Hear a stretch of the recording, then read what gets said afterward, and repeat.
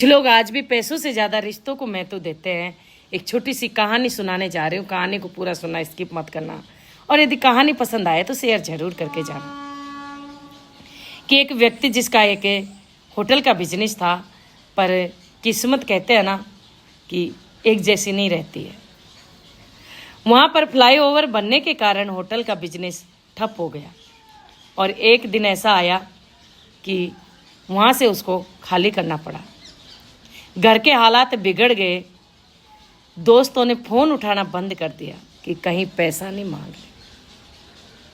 रक्षाबंधन आया तो पत्नी ने कहा कि रक्षाबंधन आ रहा है, मुझे पैसों की ज़रूरत है क्योंकि आपकी बहनें आएगी।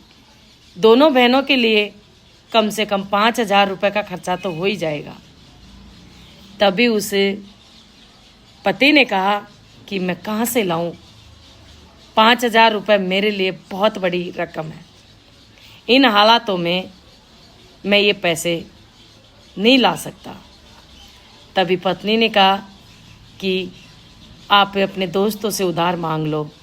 फिर पति ने कहा दोस्तों ने तो फ़ोन उठाना ही बंद कर दिया है। तभी पति ने कहा कि मैं अपनी बहनों से फ़ोन करके कह देता हूँ कि अब की बार रक्षाबंधन नहीं मनाएंगे। तभी पत्नी ने कहा कि ऐसा नहीं करना है, जो होगा वो दे देंगे।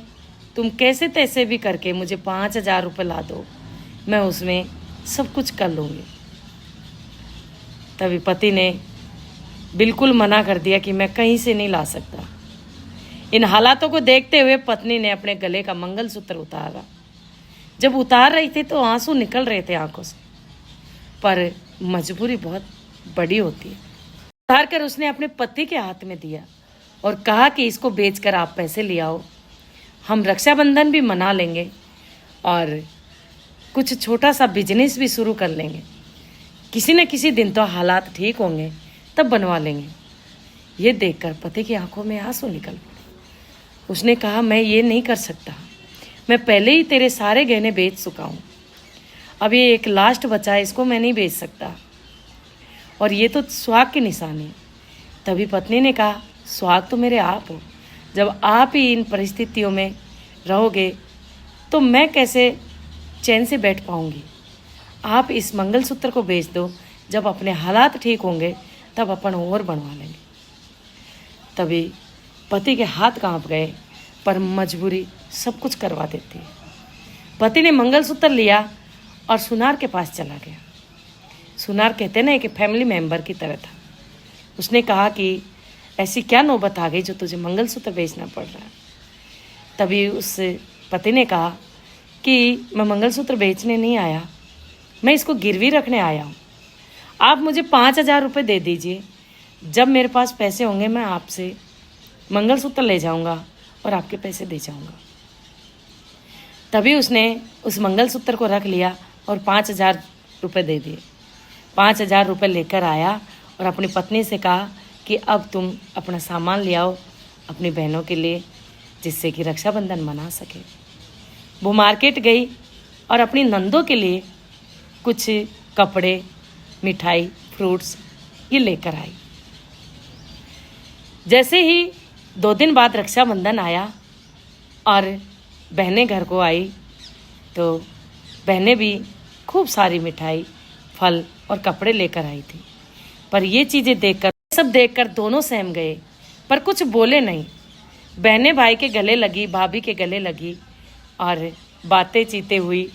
तब कलाई पर राखी बांधने का नंबर आया तो राखी बांधने लगी और कहा भाई तू हमेशा खुश रहा कर, हम है ना तेरे साथ है। पर भाई तब भी नहीं समझ रहा था। तब उन्होंने राखी बांधकर भाई को मिठाई खिलाई और भाई ने और भाभी ने दोनों को कपड़े दिए, मिठाई दी और फ्रूट दिए। तभी बहनों ने जो खुद लाई थी वो अपनी भाभी के लिए कपड़े, बच्चों के लिए कपड़े, भाई के लिए कपड़े और मिठाइयाँ लेकर आई थी। तभी भाभी ने कहा कि दीदी हमसे इतना वज़न नहीं उठेगा, प्लीज़ आप ये काम मत करो। तभी नंदों ने कहा कि भाभी हमारा भी फ़र्ज़ होता है, हमेशा लेने ही लेने का नहीं होता है, कभी देने का भी होता है। हमें मत रोको हमारे फर्ज से। और उन्होंने अपने पर्स में से निकालकर 50-50 हज़ार रुपये दोनों बहनों ने अपने भाई के हाथ में रखा। जब राखी बांधकर उसको मिठाई खिलाई, ये देखकर दोनों बहनें रोने लग गई और उधर भाई रोने लग गया। भाई ने मना कर दिया कि मैं ये नहीं ले सकता।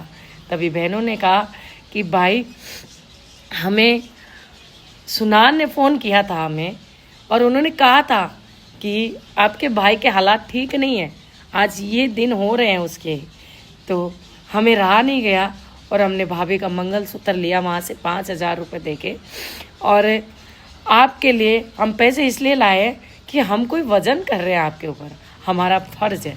जब भाई मुश्किल में हो ना तो बहनें चैन से नहीं बैठ सकती है। जब तू छोटा था ना तब हमारे हिस्से की भी चीज़ खा जाया करता था, तब हम दौड़ते थे तेरे पीछे, पर तू नहीं देता था। आज हमारा फर्ज है ये, और आपको रखना पड़ेगा। कभी ये मत सोचना कि हम बहनें, हम बराबर की भुजा है तेरी, तो कभी तकलीफ हो तो हमसे बिना पूछे कुछ मत करना, हम तेरे बराबर खड़े हैं। ये हालात है, कब सुधर जाएंगे पता नहीं है, तो कभी भी दुख मत पाना और इन कठिन परिस्थितियों से अकेला मत लड़ना, हम तेरे हमेशा साथ हैं। ये देखकर उधर भाई और भाभी की आंखों से आंसू निकल रहे और चारों गले लग रहे। तो कहते हैं ना कि यदि माने ना तो रिश्ते बहुत बड़े होते हैं, पैसे कुछ नहीं है उसके आगे। और यदि ऐसी बहनें मिल जाए ना और ऐसे भाई हो ना तो ज़िंदगी भर रिश्ता प्यार और प्रेम से चलता रहता है। क्या स्टोरी अच्छी लगी? स्टोरी अच्छी लगी हो तो शेयर ज़रूर करके जाना।